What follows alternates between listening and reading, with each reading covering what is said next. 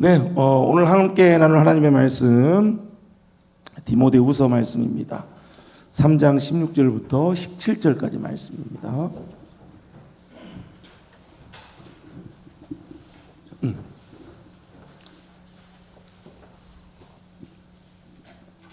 디모데후서 3장 16절부터 17절까지 말씀. 네, 앞에 나와 있죠. 함께 한번 거기 나눠드리는 거 나와 있죠.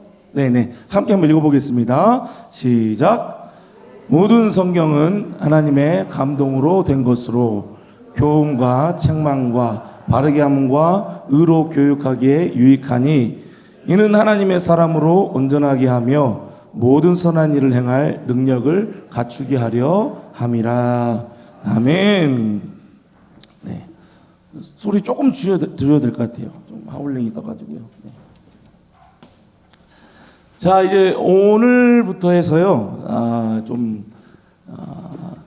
성경에 대해서도 공부하고 또 우리의 믿음에 대해서도 구원에 대해서 또 신앙생활에 대해서 여러 가지 것들에 대해서 좀 공부를 하려고 합니다. 오늘부터 시작해가지고요. 네, 그래서 수요 예배뿐만 아니라 이제 수요 성경 공부 뭐 이렇게 얘기할 수도 있겠죠. 자, 오늘은 이제 어떤 걸 얘기할 거냐면요. 앞에 뭐라고 되어 있죠? 정경과 외경에 대하여. 예, 오늘은 이제 이걸 한번 공부를 해보겠습니다. 네. 사실 이 정경과 외경 이거 공부를 하면요, 조금 지루할 수도 있어요. 여러 뭐 그쪽 나라에 대해서 좀 얘기도 하고 막 나오니까 그래도 한번 집중해서 한번 우리 공부를 했으면 좋겠습니다. 자, 우리가 학습 세례 이렇게 문답을 하잖아요. 그러면 학습 세례 문답 공부할 때 제일 먼저 나오는 게 뭔지 아세요? 제일 먼저 공부하는 거 성경입니다. 하나님에 대해서 할 것 같죠? 성경이에요. 성경에 대해서 제일 먼저 얘기해요. 성경이. 그래서 먼저 이 웨스터민스터 회의가 있는데 이 웨스터민스터 회의 기간 중에 작성된 장로교회 신앙의 핵심 신앙 고백서인 웨스터민스터 신앙 고백서. 우리 대한예수교회 장로의 핵심 신앙 고백서예요. 이게 이거 많이 들어보셨죠? 웨스터민스터 많이 들어보셨죠? 신앙 고백서. 웨스터민스터 신앙 고백서 제1장은 뭐부터 시작되냐면은 네, 성경부터 시작됩니다. 성경에서부터. 소리 좀 더 줄여야 될 것 같아요. 성경에서부터 시작됩니다. 그만큼 성경이 중요한 것이죠. 정말 성경이 중요합니다. 네, 자, 웨스터민스터 신앙고백서 1장 1항에 보면은 이렇게 기록이 되어 있어요. 보이실지 모르겠는데 보이신가요? 네, 좋습니다. 한번 읽어드릴게요. 천천히. 1장 1항이에요. 자연의 빛과 또 창조의 섭리가 하나님의 선과 지혜와 권능을 나타내어 사람이 핑계할 수 없게 하나. 이건 이제 뭐냐면은 하나님이 창조한 모든 자연 만물, 이 만물을 통해서 하나님의 뜻과 하나님의 지혜 이런 것들이 권능들이 나타내 보인다는 거예요. 하나님에 대해서 자연 모든 만물들이 보여준다는 것이죠. 그렇게 핑계할 수 없게 하나 그것들이 구원에 필요한 하나님과 그의 뜻에 관한 지식을 충분히 나타내지 못한다. 구원에 관해서는 그 자연 만물이 나타내지 못한다? 나타내지 못한다는 거예요. 그러므로 주님은 여러 때에 여러 방식으로 교회에 대하여 자신을 계시하시며 자기의 뜻을 선언하셨다. 자기를 계시하시고 자기의 뜻을 선언하셨다는 거예요. 그리고 후에는 진리를 더 잘 보존하시고 전파하시며 또 육체의 부패와 사단과 세상의 악에 대하여 대항하여 교회를 더 견고하게 설립하시고 위안하시기 위하여, 교회를 더 견고하게 하기 위해서 그 동일한 진리를 전부 기록에 맡기시기를 기뻐하셨다. 기록이에요. 자연적인 일반 계시가 아니라 하나님께서 말씀하신 기록이에요. 기록하기를 기뻐하셨다. 이것이 성경을 가장 필요로 한 원인이다. 그러나 하나님께서 그의 백성에게 그의 뜻을 계시하신 이전의 방법은 지금은 정지되었다. 이 말은 이제 구약에서는 선지자를 통하여서 말씀을 하셨잖아요. 그렇죠? 선지자를 통하여서 직접 계시를 하셔서 말씀을 하셨어요. 그 방법은 이제는 중지가 됐다. 왜? 지금 우리가 가지고 있는 이 성경책이 이게 정경으로 정확하게 이제 채택이 됐기 때문에 그 전의 방법은 이제 없다. 그러니까 막 누가 계시를 받아가지고 내가 하나님의 계시를 받았다. 그래서 계시의 말씀을 너에게 전한다. 이러면은 다 이단이에요. 다 이단이에요. 잘 알으셔야 돼요. 자, 그래서 여기에서 중요한 것은 뭐냐면 일반 계시와 특별 계시를 지금 말씀하고 있는 거예요. 일반 계시는 말씀드렸듯이 자연 만물을 통해서 하나님께서 자신을 드러내신 것이죠. 모든 사람들이 다 하나님을 알 수 있도록 드러내신 거예요. 그런데 구원에 관해서, 특별히 구원에 관해서, 그리고 사단과의 영적인 싸움에 대해서, 또 교회를 더 견고하게 세워나가기 위해서는 무엇을 우리에게 주셨다? 무엇을 주셨어요? 성경을 주신 거예요. 성경을. 그래서 중요한 거예요. 그래서. 자, 그러면 2번.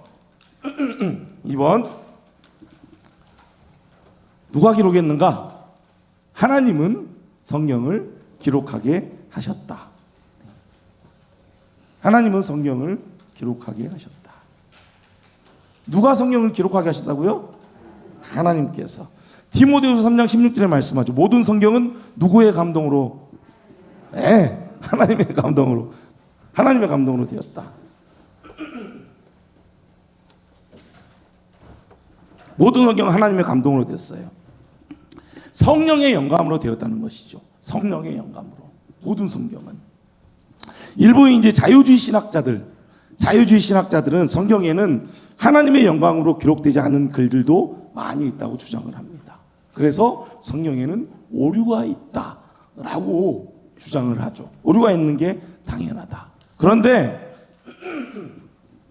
성경 전체의 영감성과 성경 모호성을 성령께서 기록하게 하셨고 오류가 없다는 것을 부정하는 주장인 것이죠. 자유주의 신학자들은 그걸 부정하는 거예요. 이것은 이제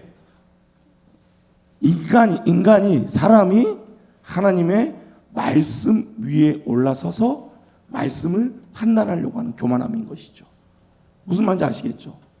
성경을 보고 이 성경에는 사람의 기록한 글도 있다. 그래서 거기에는 오류가 있을 수밖에 없다. 누가 판단하는 거예요? 사람이 판단하는 거잖아요. 그러면 사람이 말씀 아래에 있는 거예요? 위에 있는 거예요? 위에 있는 거예요. 사람이 말씀 위에 있는 교만함인 것이죠. 그게 자유주의 신학자들인 거예요. 그러나 성경은 오류가 있다 없다? 오류가 없습니다. 누가 기록했다? 하나님께서 기록하셨다.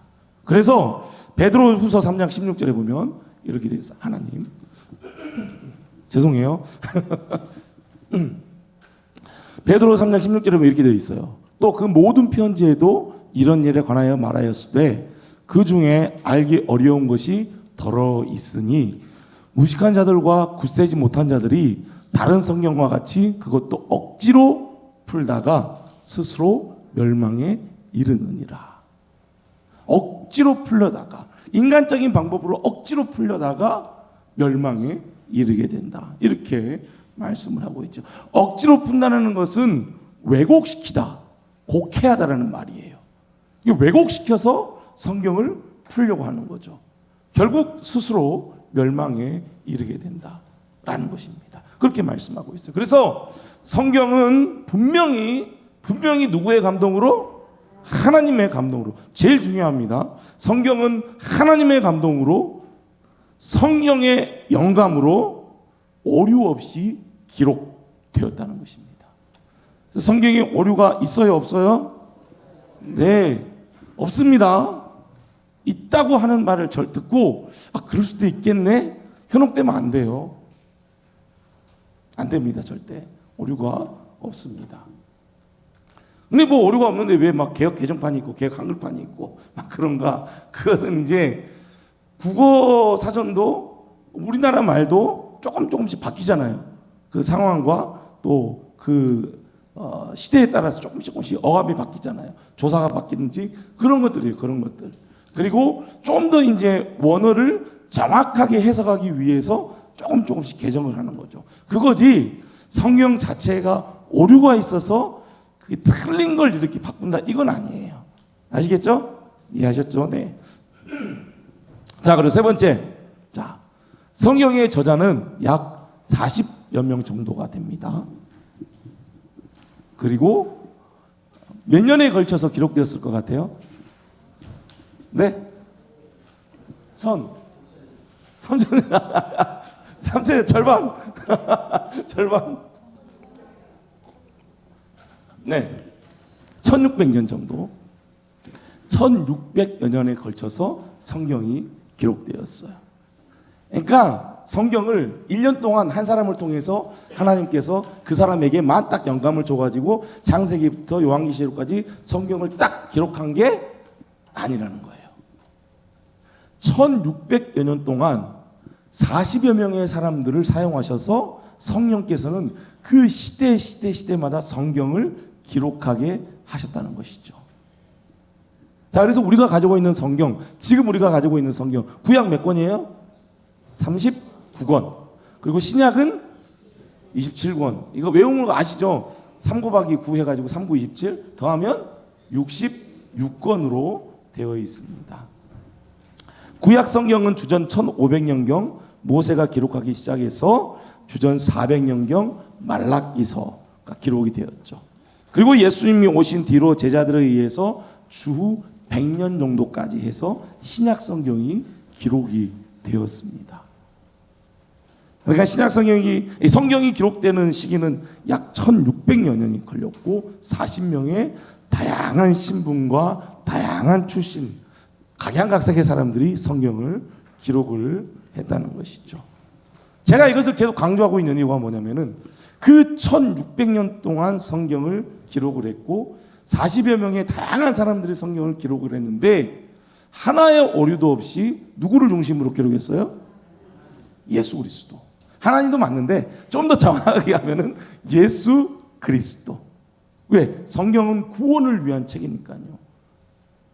구약은 오실 예수 그리스도에 대해서 애언한 책이고, 그리고 신약은 오신 예수님에 대해서 기록을 했고, 그리고 정확하게 따지면 마태, 마가, 누가, 요한은 오신 예수님에 대해서 기록한 것이고, 그 다음부터 사도행전부터는 승천하신 이후에 있는 그 교회에서의 성도들의 삶에 대해서 기록을 했고, 마지막 요한계시록은 다시 오실 예수 그리스도에 대해서 기록을 하고 있죠. 그러니까 성경은 누구를 중심으로? 예수 그리스도를 중심으로 1600년 동안 기록을 했는데 40명의 여러 사람들을 통해서 기록을 했는데 하나의 오류도 없이 정확하게 예수 그리스도를 중심으로 성경이 기록되었다. 하나의 오류도 없이. 네. 그게 바로 우리가 가지고 있는 성경입니다. 놀라운 거죠. 그러니까 이거 사람이 기록할 수 있어요, 없어요? 네, 사람이 기록할 수 없어요. 근데 사람이 펜을 들고 쓰긴 썼어요. 쓰긴 썼는데 그 사람에게 영감을 주신 분은 누구라고요? 성령 하나님께서 영감을 주셔서 그 성경을 하나하나 기록하게 하신 것이죠. 바울이 편지를 쓴 것도 성령께서 바울에게 영감을 주셔서 성경을 기록하게 하신 거죠. 모두 다. 그래서 성경은 성령 하나님께서 기록할 수밖에 없는 거예요. 절대 사람이 기록할 수가 없어요. 어떻게 1600년 동안이라는 그 오랜 시간 동안 성경을 기록했는데 하나의 오류도 없이 정확하게 구약과 신약과 다시 오실 예수 그리스도에 대해서 한 중심을 가지고 예언된 말씀이 또 여기에서 그대로 기록이 되어 있고 그대로 또 성취가 되고 이게 이제 성경인 것이죠. 자, 그래서 성경은 하나님의 말씀이다. 성경은 하나님의 말씀이다. 성경은 누구의 말씀이에요? 하나님의 말씀입니다. 그래서 이제 뭐 목사님들이 많이 이제 강단에서 많이 얘기하시죠. 한국 교회가 많이 이렇게 좀 이렇게 타락했다고 하면 좀 그렇고 조금 교회가 무너지고 하는 이유가 강단이 무너졌기 때문이다. 왜요? 강단에서 하나님의 말씀이 전해져야 되는데 강단에서 누구의 말이 전해져요? 네, 사람의 말이 전해지는 거죠. 하나님의 말씀이 전해지고 말씀을 나누고 말씀을 또 삶에 적용하고 말씀을 가지고 살아야 되는데 계속해서 사람의 말이 더 많이 나오는 거예요. 담당하고 있는 목사님의 이 말이 더 많이 나오는 거예요. 강단이 성도가 무너져서 그런 게 아니에요. 그건 맞아요. 강단이 무너졌기 때문이에요. 말씀이 바로 올바르게 선포돼야 되는데 그러지 못하기 때문에 한국 교회가 무너지고 있다. 안타까운 일이죠. 혹시 여러분 제가 제 말이 많아지고 그러잖아요. 그러면은 얘기를 해주세요. 좀 그만 좀 하세요. 자기 얘기는 그만 좀 하세요. 이런 얘기를 꼭 저한테 해주시기 바랍니다. 알겠죠? 이건 반드시 해주셔야 돼요. 저한테. 저는 항상 열려 있으니까 괜찮습니다. 지적을 해주셔야 돼요.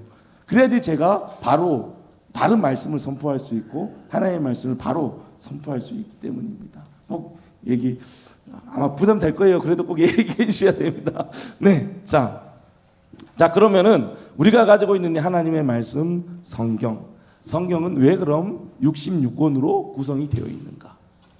한번 생각해 보셨어요 혹시? 왜 성경이 66권으로 구성되었지? 그럼 이걸 누가 정했지? 66권은? 정한 조건은 그럼 무엇이지?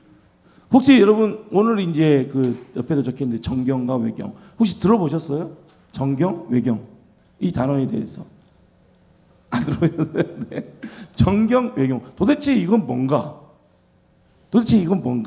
이제 이거에 대해서 이제 조금 더 이제 구체적으로 한번 들어가 보도록 하겠습니다. 자, 정경이라는 말은 영어로는 캐논이라 그래요. 캐논. 그래서 믿음과 생활의 잣대 혹은 규범이라는 의미입니다. 믿음과 생활의 잣대 혹은 규범이라는 의미죠. 그래서 기독교에서는 공식적으로 채용하고 있는 경전을 가리키는 말이 정경입니다. 그래서 우리가 가지고 있는 성경 있죠? 이걸 다른 말로 정경이라고 합니다.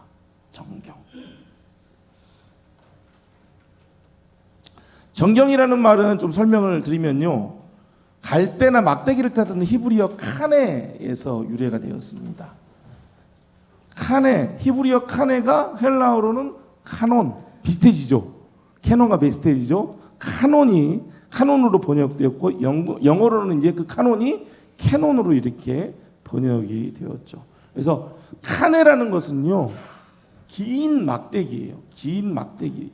갈대의 긴 막대기. 그래서 그 당시 이제 구약에는 그때는 이 카네를 가지고 길이를 측정을 했다고 해요. 그리고 이렇게 딱 곧바로 이렇게 딱 되어 있기 때문에 막대기가 딱 곧게 되어 있기 때문에 구부러져 있는 거 그런 것들을 이게 얼마나 구부러져 있는지 뭐 그런 것들을 측량하고 길이도 측량하고 하는 게 그게 카네였다고 해요. 카네. 그래서 그 측량을 해가지고 그 카네라는 게 그 측량을 하는 데 있어서 표준이 되고 척도가 되는 거죠. 기준이 되는 거예요. 카네라는 게 기준이 되는 거죠. 그래서 거기에서 이제 유래가 돼가지고 카네가 카논, 헬라어로 카논이 되고 그리고 그게 캐논, 정경이 되었다는 것이죠. 그래서 이 카네가 이제 성경에 적용되어 쓰일 때는 그 의미가 엄밀한 기준에 의하여 그 권위와 영감성을 교회가 공식 인정한 책들 뭐 이렇게 얘기를 한답니다. 기독교인의 신앙과 행위의 척도가 되는 책들이란 뜻으로 그렇게 사용이 되었다고 해요. 카네라는 게. 그러니까 캐논이라는 것은 우리의 믿음과 생활의 잣대, 규범, 기준이라는 거예요. 그러니까 우리의 믿음의 기준은 뭐예요? 성경이죠, 성경. 그래서 지금 우리가 가지고 있는 이 성경을 정경이라고 얘기를 합니다. 자, 그러면은 또 뭐가 있냐면은 뭐가 있겠어요? 정경하면은 또 그 다음에는 뭐가 있겠어요? 외경이 있죠, 외경. 그럼 외경은 뭔가?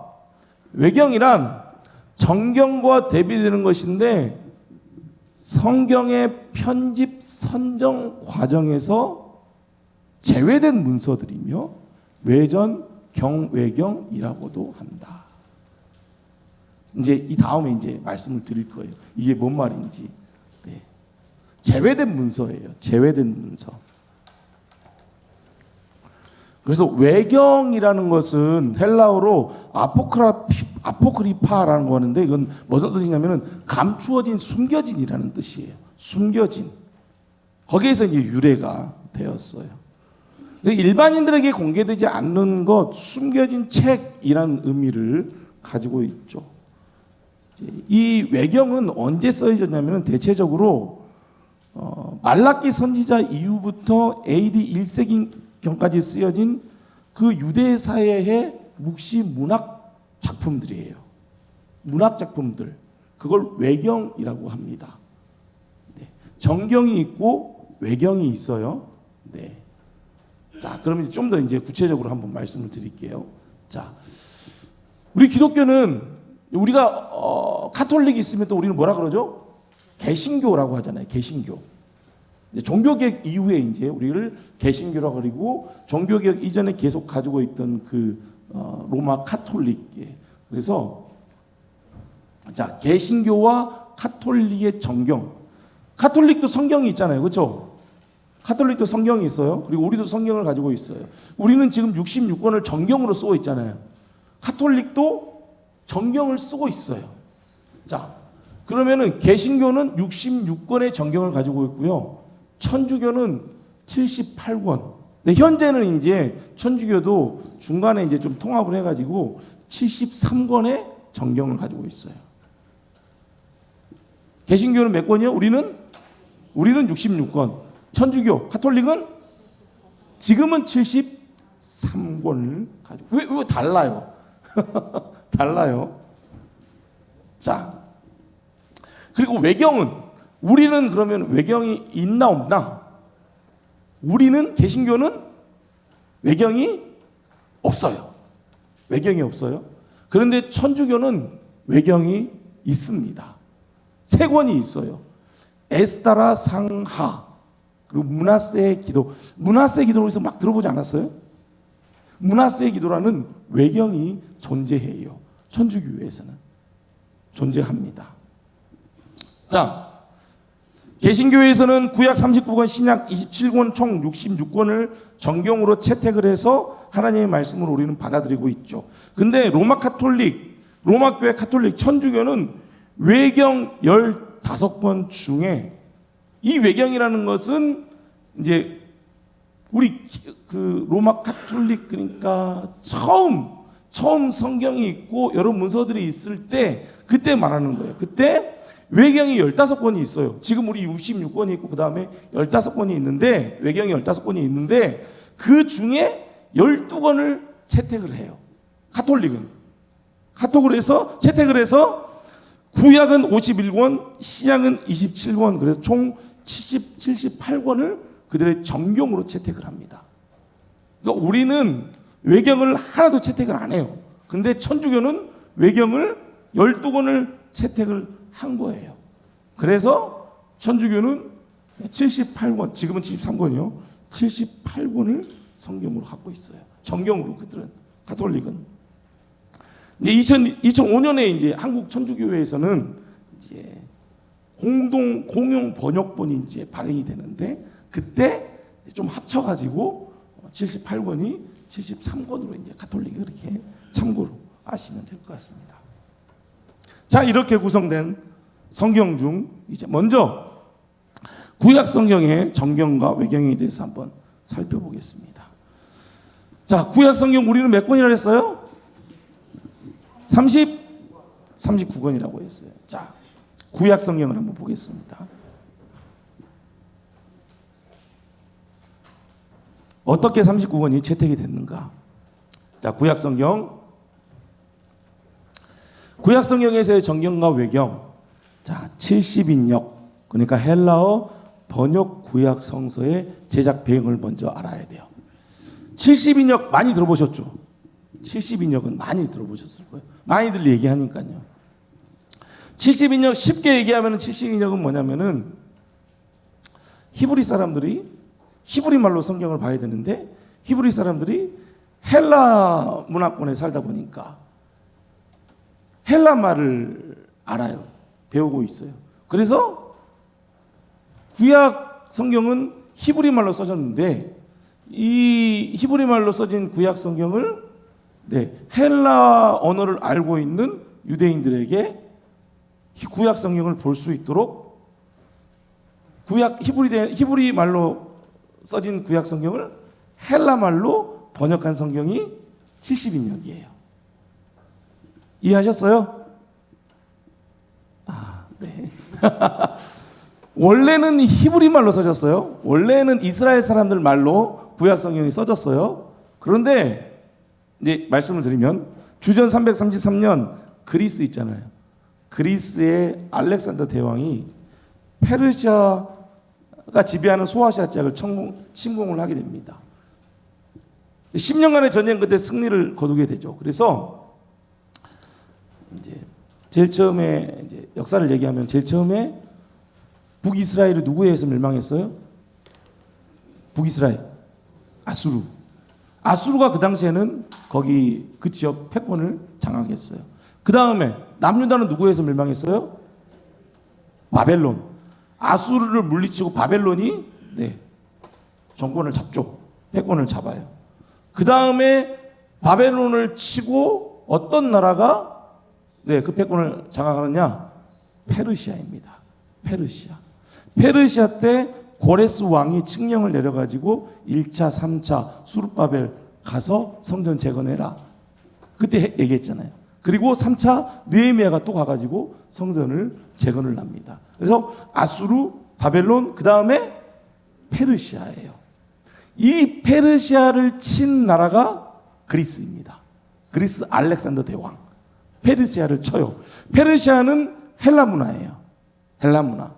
그래서 그 당시 흩어져 있는 이스라엘 사람들이 헬라 문화에 다 영역에 있었기 때문에 지금 전 세계가 무슨 언어를 써요? 공용어가 뭐예요? 영어죠. 영어예요. 왜? 미국이 가장 강대국이기 때문에 거의 대부분 영어로 다 통하잖아요. 그것처럼 그 당시에는 다 헬라 언어를 다 알았어요. 헬라 문화 속에 있었던 것이죠. 그래서 흩어져 있는 그 이스라엘 사람들이 다 어떤 언어를 써요? 헬라 말을 쓴단 말이에요. 근데 구약 성경은 뭘로 기록됐어요? 히브리 말로 기록이 됐어요. 그래서 이 구약 성경을 이 이스라엘 사람들이 히브리 사람들이 알아야 되잖아요. 그래서 그 헬라 문명의 중심지였던 알렉산드리아에서 70명이 모여서 그 히브리로 기록된 구약 성경을 헬라어로 번역을 합니다. 당시 사람들이 그 성경을 볼 수 있도록 번역을 해요. 번역을 하면은 헬라 말을 알고 있는 히브리 사람들이 금방 구약 성경을 알 수 있잖아요. 번역을 해요. 그 번역을 한 게 70인역입니다. 70명이 번역을 했다 해가지고 70인역이라고 하죠. 자, 이게 표시하면 이렇게 돼요. 알렉산더 대왕이 페르시아를 무찌르고 헬레니즘 문화, 헬라 문화가 장악을 하고 그 헬라 문화를 통해서 이제 히브리 말로 번역된 구약 성경을 헬라 말로 번역을 한 게 70인역, LXX 뭐 이렇게 얘기하고 라틴어로 셉투아진트라고도 또 이렇게 얘기합니다. 저게 이제 로마자로 70 그렇게 표기도 이렇게 한다고 해요. 대부분 우리나라 말로는 70인역 이렇게 이야기를 하죠.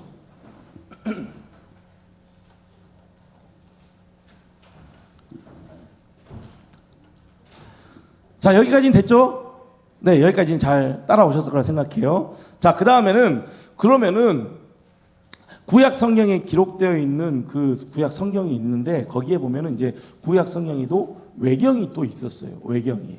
구약 성경에서의 외경. 이제 원래 히브리어 성경에는 사무엘 상하, 열왕기 상하, 역대 상하 구분이 없었다고 합니다. 처음에는 구분이 없었어요. 그리고 호세아서부터 말라기까지 12소서지서도 한 권의 책으로 다 되어 있었죠. 그것을 누가 나눴냐면은 72역 번역자들이 그것을 지금처럼 이렇게 나눴던 거예요. 24권의 책이 그때 이제 우리가 가지고 있는 39권으로 불어나게 된 것이죠. 이제 그 당시에 이제 그 유대인들 사이에는 72역이 완성되었을 때 유대인들 사이에는 구약 성경 이외에 많은 종교적 문헌들이 만들어지기 시작을 합니다. 많은 종교적 문헌들이. 왜냐하면 많은 학자들이 막 나오니까 자기들 나름대로 막 뭘 써요. 막 문헌들을 많이 써요. 구약 이야기들이나 많이 이렇게 쓰게 되죠. 그리고 사람들이 그것을 또 읽게 돼요. 그냥 보통 사람이 썼겠어요? 그 당시 엄청난 학자들이 썼겠죠. 많은 문헌들을 써요. 지금도 우리들은 뭐 성경 신학자들의 책을 많이 쓰잖아요. 그럼 그 책을 읽잖아요. 그것처럼 많은 문헌들이 생겨나요. 그러면 그 책을 또 읽게 돼요. 그 중에 15권의 히브리어 서적들도 헬라어로 번역을 하게 됩니다. 히브리어 서적들을 72역 그 성경 번역한 사람들이 15권을 번역을 하게 되죠. 그래서 72역으로 번역한 39권 이외에 15권도 함께 번역을 하게 돼요. 그 문헌들을 번역을 하게 되죠. 그 종류가 뭐가 있냐면은 이거예요. 아래 보이실까 모르겠는데 에스드라서 1서, 에스드라 2서, 토비트, 유딧, 에스더 첨가서. 비슷하죠? 솔로몬의 지혜서, 집회서 또는 시락의 자손 예수의 지혜서. 이런 책들이에요. 바룩, 에레미야의 편지, 아사라의 기도와 새 청년의 노래, 뭐 수산나, 벨과 뱀, 므낫세의 기도, 마카비 1서, 마카비 2서 총 15권입니다. 이 15권을 헬라말로 번역을 하게 됐죠. 그래서 72역을 번역을 하고 헬라말로 히브리 책을 헬라말로 15권을 번역을 해요. 그리고 그 번역한 것을 추가를 시켜요. 15권을 추가를 시키죠. 그래서 39 더하기 15 하면 몇 개예요? 39 더하기 15? 50? 예, 54. 54권. 그 54권을 정경으로 쓰겠다 한 게 알렉산드리아 정경입니다. 흐름이 보이시죠? 구약 성경이 히브리어로 번역이 됐어요. 썼어요. 근데 그걸 헬라말로 번역한 게 72역. 그 번역을 하면서 또 다른 문헌들을 추가시켰어요. 15권을 추가시켜서 헬라어로 번역해가지고 추가시켜서 정경으로 만든 게 알렉산드리아 정경입니다. 흐름을 쭉 따라오시면 좋을 것 같아요. 알렉산드리아 정경이에요. 그러니까 그때까지 알렉산드리아 정경을 구약 성경으로 쓰고 있는 거죠.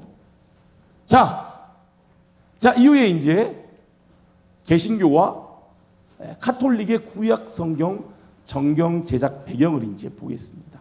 그 이후에 개신교와 카톨릭은 그러면 어떻게 그러면은 우리는 66권, 그쪽은 73권, 카톨릭은 73권 어떻게 이렇게 하게 되었지? 구약 성경을 어떻게 이렇게 하게 되었지? 자, 주후 90년경 유대교 학자들이 팔레스타인에 있는 얌니아라는 곳에서 회의를 합니다. 이 회의를 얌니아 회의라고 해요. 얌니아 회의. 알렉산드리아 정경이 됐고 그 다음에 얌니아 회의를 하게 돼요. 이 회의를 내서 모여서 뭘 했냐면은 구약 성경의 정경이 과연 무엇인가 결정을 해요. 누가 했냐면은 유대교 학자들이 결정을 해요.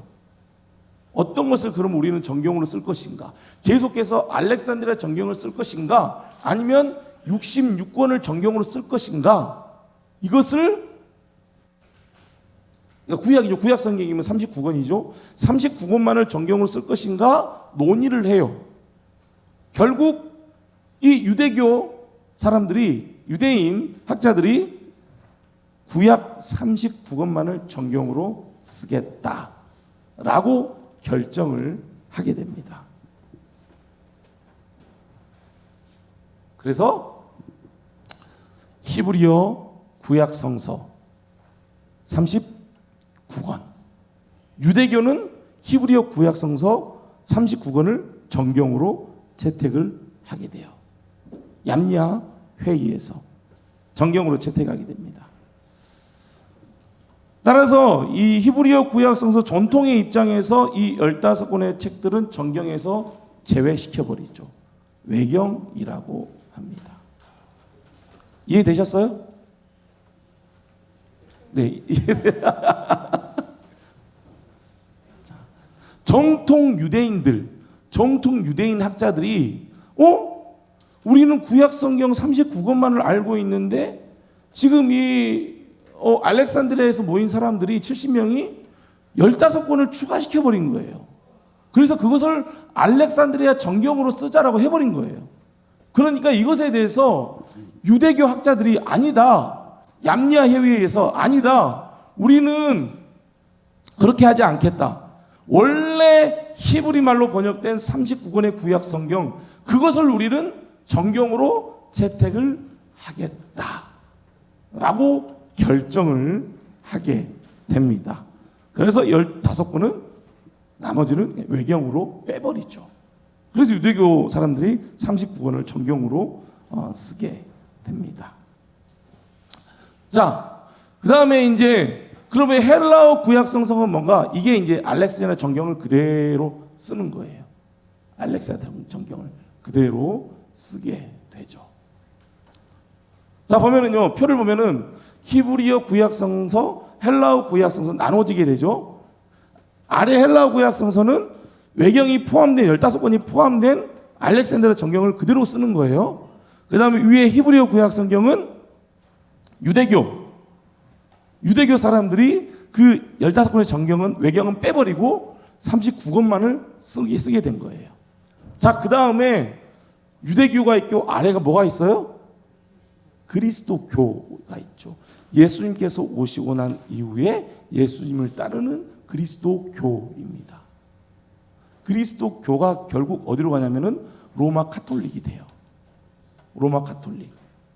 근데 유대교에서 이제 그 그리스도교의 로마 카톨릭에 있는 그 사람들과 함께 이제 뭔가가 종교 개혁이 이제 마틴 루터를 통해서 종교 개혁이 그 위에 이루어지게 되잖아요. 종교 개혁이 이루어지면서 마틴 루터와 개신교에서는 성경을 우리는 유대인들이 쓰고 있는 구약 39권을 정경으로 채택하겠다라고 토론트 그 종교 개혁 때 그것을 정확하게 채택을 하게 돼요. 그래서 우리는 개신교는 구약을 39권을 정경으로 그대로 쓰게 됐죠. 그런데 로마 카톨릭은 어떻게 되는가? 로마 카톨릭은 토렌트 종교회의를 통해서 종교개혁이 일어나자 자기들만의 이제 종교회의를 해요. 토렌트 종교회의를 통해서 이 로마 카톨릭은 아니다. 우리는 그 알렉산드리아 정경에서 포함시켰던 외경들, 그래서 헬라어 구약 성서 거기에 있는 외경들을 포함한 성경을 우리는 채택을 하겠다라고 그때 이제 구분이 돼요. 그래서 개신교는 원래 히브리어 구약 성경에 있는 39권을 채택을 하게 되고, 카톨릭에서는 72역 사람들이 외경을 포함시켰던 그 헬라 구약 성서를 자기들의 정경으로 채택을 하게 되죠. 그래서 구약이 51권이 되고, 그리고 개신교는 39권이 되는 것입니다. 이해하셨어요? 네, 이해하셨을 거라 생각을 합니다. 네. 뭐 이제 시작이니까 걱정 안 하셔도 돼요. 네. 중요한 것은 우리는 정경이 몇 권이다? 지금 가지고 있는 구약 성경 39권이다. 그 외에 뭔가가 막 있는데 그것은 정경이다 아니다? 정경 아니다. 정경 아니다. 다 외경이에요. 다 그냥 유대 문헌들이에요. 문헌들. 절대 성경이 아니에요. 문헌들이라는 거죠. 그래서 웨스트민스터 신앙고백 1장 3장에 보면 이렇게 되어 있어요. 보통 외경이라고 불리는 책들은 하나님의 영감에서 나온 것이 아니므로 성경의 정경의 한 부분이 아니다. 그러므로 하나님의 교회에서 아무 권위도 갖지 못하며 다른 인간적 글들보다 다른 것으로 인정된 거나 사용될 것이 아니다. 혹시 이제 주위에 천주교를 다니시거나 아니면 막 성경에 대해서 알고 막 얘기하는 사람들 있잖아요. 야, 너희들 성경 그거 말고 또 있어.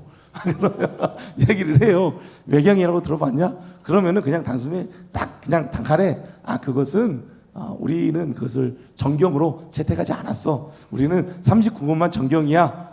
우리는 그렇게 채택하고 그것을 정확무오한 하나님의 말씀으로 받아들이고 있어. 이 정도로 말씀하시면 딱 될 것 같아요. 아시겠죠? 네, 좋습니다. 자, 그러면은 개신교가 왜 왜 외경을 정경에서 제외를 시켰는가? 이건 이제 쭉 정리를 해놓은 거고요. 왜 그러면은 외경을 정경에서 제외를 시켜버렸는가? 먼저 개신교가 외경을 정경에서 제외시킨 이유는 정통 유대교는 구약 외경들을 정경으로 인정하지 않았다. 구약 외경들을 정경으로 인정하지 않았다. 정통 유대교. 아까 우리 개신교는 누구를 따른다 그랬어요? 정통 유대인들이 쓰는 구약 성경을 따른다 그랬잖아요. 그러니까 그 유대인들은 헬라어로 번역된 외경이 포함된 알렉산드리아 정경을 인정했어요? 안 했어요? 인정 안 했죠. 그것처럼 우리 개신도도 정확하게 정통 유대인들이 쓰는 39권 구약 성경, 히브리 구약 성경을 우리의 정경으로 받아들인다. 나머지 외경은 똑같이 우리도 받아들이지 않는다. 이 말입니다. 두 번째, 우리 예수 그리스도와 사도들은 정통 유대교의 정경을 받아들이셨다. 예수님도 사도들도 유대교의 정통 정경을 받아들였어요. 그래서 예수님께서 성경을 인용할 때, 사도들이 성경을 인용할 때 모두 다 39권에 있는 성경을 인용했어요. 나머지 외경에 있는 말씀들은 인용한 적이 한 번도 없어요. 예수님도 사도들도 다 정통 39권 히브리 정경을 다 인용을 하셨죠. 그건 뭔 말이에요? 그 정경을 예수님도 사도들도 인정을 했다라는 것이죠. 그렇기 때문에 우리도 인정을 하는 거예요. 자, 그 다음에 초대교회는 구약 39권만을 영감된 성경으로 받아들였다. 초대교회도 그렇게 했어요. 초대교회에서도. 한번 읽어드릴게요. 4세기의 초대교회 교부인 유세비우스의 증언에 따르면 2세기 후반에 사르디스의 감독이었던 멜리토는 유대교 구약 성경, 히브리 구약 성경이요. 히브리어 구약 성경의 구체적인 목록을 기독교 세계 안으로 최초로 제시하였다. 단 그 안에는 에스더서가 생략되어 있기는 했다. 같은 시대에 수리아 역도 오늘날 우리의 39권만을 가지고 있다. 역사적 배경이에요. 39권만을 다 가지고 있다는 거예요. 주 3세기 헬라 교부인 오리게는 오늘 우리와 같은 구약 정경을 증거하였다. 교부들도 39권만, 히브리 성경 39권만을 증거했다라는 거예요. 그러니까 역사적으로도 초대교회에서 교부들도 구약 히브리 성경 39권만을 채택을 해서 사용했다라는 것이죠. 자, 그 다음 네 번째, 외경들은 내용상 역사적 진실성, 성경과의 조화, 도덕적 표준 등에 있어서 결함 등을 가지고 있다. 결함을. 오류가 있다는 거예요. 오류가. 다른 외경들에는 오류가 있어요. 한번 읽어드릴게요. 뭔 오류가 있는가? 그 책들은 미신을 조장하고 거짓말을 정당화하며 구원과 죄 용서를 공로적 행위들로 의존시킨다. 그러니까 외경 안에는 선행이나 공로로 구원받을 수 있다라고 적혀 있다라는 거예요. 외경에는. 자, 그 다음 솔로몬의 지혜에서는 유출설, 그러니까 태양에서 빛이 방사하는 것처럼 초월적인 절대자로부터 만물이 유출되어 창조되었다는 학설과 영혼들의 선재, 선재하는 물질로부터의 세상, 네, 이건 그냥 넘어갑시다. 좀 어려우니까요. 자, 어쨌든 또 집회서라는 거 있는데 거기에는 구제가 죄를 속한다라고 기록되어 있어요. 구제가 죄를 속한다. 우리 죄를 속하신 분은 누구예요? 오직 예수 그리스도뿐이잖아요. 안 맞아요. 외경은 안 맞아요. 또 노예에 대해서도 잔인하고 사마리아인들에 대해서는 미움을 정당화해 버렸어요. 외경에서는 사마리아 사람들은 미워할 대상이다라고 그렇게 얘기한 게 외경들이죠. 여러 가지가 있어요. 그런데 이 외경에는 뭐가 있냐면요, 죽은 자들을 위한 기도가 정당화되어 있어요. 그래서 카톨릭이 외경을 선택한 이유가 이거예요. 연옥 아시죠? 이 땅에 죽었어요. 근데 아직 천국에 가지 못하고 중간 상태에 있는 그 상태의 연옥이에요. 천주교는 연옥에 인정하잖아요. 연옥을. 그래서 이 연옥에 있는 사람들을 위해서 지금 이 땅에 있는 사람들이 뭘 해야 돼요? 이 사람들이 천국에 가도록 계속해서 그 사람들을 위해서 기도하고 계속해서 선행을 해야 되는 거예요. 그래야지 내 아버지가, 내 어머니가, 내 조상이 연옥에 있지 않고 어디로 가요? 천국에 가는 거죠. 이게 어디가 기록되어 있냐면은 외경이가 기록되어 있어요. 그래서 카톨릭은 그 외경을 선택하고 지금도 카톨릭은 그 연옥을 인정을 하고 있는 것이죠. 이제 이해가 되시죠?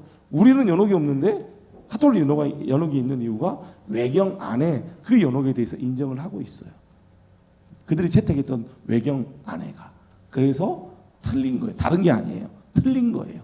카톨릭과 우리 개신교는 틀린 거죠. 자, 그리고 이제 외경들 외에 또 뭐 위경, 가경, 묵시문학이라고 불리는 책들이 많이 있습니다. 왜냐하면은 이제 아까도 말씀드렸던 것처럼 말라기서 이후에 많은 학자들이 400년이라는 시간이 있어요. 예수님 오시기 전에 그 사람들이 많은 책들을 썼어요. 문헌들을 많이 써요. 자기들이 구약에 경험했던 것들 막 이런 것들을 많이 쓴단 말이에요. 책들이 많이 나와요. 이런 것들이 이제 뭐 위경도 있고 가경, 뭐 묵시문학, 불리 이런 것들이 많이 생겨나게 되었죠. 자, 이렇게 이제 마무리가 되었습니다. 어때요? 오늘 첫 시간 했는데 조금 어려우신가요? 조금 어렵긴 해도 그래도 성경이 이렇게 딱 구성이 된 이유가 이렇게 됐구나. 조금 이해가 되시죠? 네. 절대 어느 누가 성경 말고 다른 거 뭐 있어라고 하면 아니다. 성경은 우리는 육신육권이다. 오려고 하면 하나님의 말씀이다. 그것을 반드시 기억하고 또 이제 계속해서 또 말씀을 또 계속해서 또 이어가서 정경과 외경에 대해서 또 그리고 이제 웨스터민스터 아까 처음에 얘기했던 웨스터민스터 신앙고백서도 이제 계속 공부를 해 나갈 겁니다. 거기에는 성경에 대해서 또 죄에 대해서 또 창조 죄에 대해서 우리의 택하심에 대해서 예정 뭐 믿음 쭉 다 설명이 되어 있어요. 그것을 한번 여러분들과 함께 좀 긴 시간 동안 같이 공부를 하면 유익이 될 겁니다. 특별히 우리 이제 피드백 되신 임직자분들은 오늘 이 시간을 통해서 이제 그 훈련을 하는 거예요. 그러니까 반드시 다들 참석할 수 있도록 해주시면 좋겠습니다. 좀 유익이 되면 좋겠어요. 여러분들에게 유익이 되고 좀 더 깊이 있는 이런 공부를 통해서 깊이 있는 또 신앙을 가지고 이제 중요한 건 이런 건 공부를 많이 하는데 이게 이제 조금 이제 좀 잘못된 길로 가면은 그게 지식이 되면 안 되는 거죠. 지식이 되면 절대 안 됩니다. 지식이 돼가지고 그게 지식을 가지고 다른 사람을 판단해서는 절대 안 됩니다. 그렇게 하면 절대 안 돼요. 그러면 배운 건 아무 의미 없어요. 그 배운 것은 다 자기의 곳으로 가져와서 내 삶을 변화시켜야 하는 것이죠. 내 삶을 변화시켜야 하는 것입니다. 네, 감사합니다. 제가 오늘 시간이 많이 지났으니까요. 제가 기도하고 마무리하도록 하겠습니다. 사랑의 하나님 아버지 감사합니다. 오늘 정경과 외경에 대해서 어떻게 성경이 우리가 가지고 있는 성경 66권이 이렇게 채택이 되고 또 우리가 이것을 정경으로 받아들이고 있는지 또 이렇게 공부를 하게 하시니 너무나 감사를 드립니다. 하나님의 말씀 정확무오한 하나님의 말씀, 이 말씀이 우리에게 있다는 사실을 늘 기억하면서 이 말씀 붙들고 말씀 안에서 우리의 신앙을 잘 지켜나갈